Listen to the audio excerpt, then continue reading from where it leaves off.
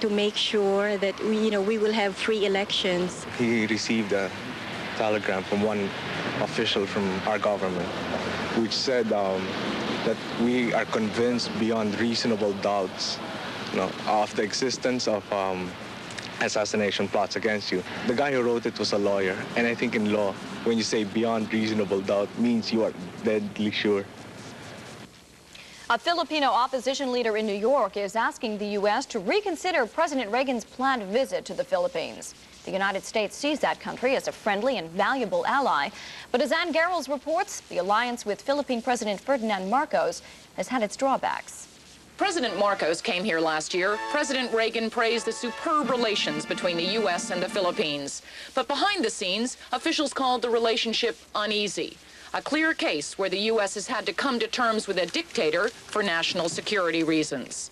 The Philippines is the most important U.S. ally in Southeast Asia, the home of Subic Bay Naval Base and Clark Air Base, which officials say are vital to U.S. strategic interests in the Persian Gulf and Africa, and an indispensable bulwark against the growing Soviet presence in the region.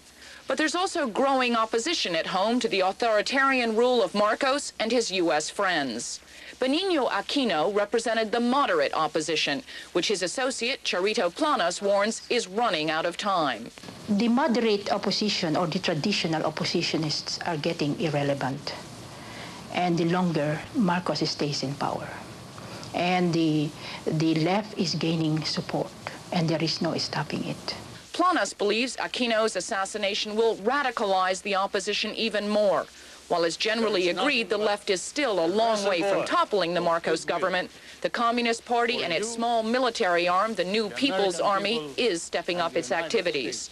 The U.S. is aware of this and concerned. When Secretary of State Schultz was in Manila this spring, officials said the administration was starting to make contacts with the moderate opposition in an effort to prepare for the time when Mr. Marcos relinquishes power. But when asked about parallels with Somoza's Nicaragua or the Shah's Iran, officials said this is a different case. And while Aquino's assassination is yet another black mark against the Marcos government, relations will not change. Ann Garrels, ABC News, the State Department.